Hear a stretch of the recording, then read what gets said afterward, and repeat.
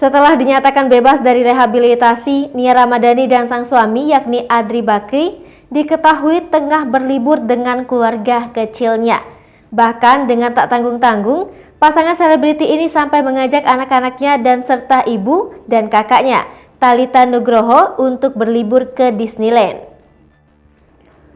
Dilansir dari akun Instagram pribadi @ramadhania bakri mengunggah potret dirinya dan Adri Bakri serta ketiga buah hatinya saat tengah berlibur setelah bebas dari rehabilitasi Jumat 29 April 2022. Dalam unggahan tersebut, Nia Ramadhani tampak mengungkapkan rasa syukurnya setelah dirinya dan sang suami dapat bebas dan kembali berkumpul dengan keluarga kecilnya.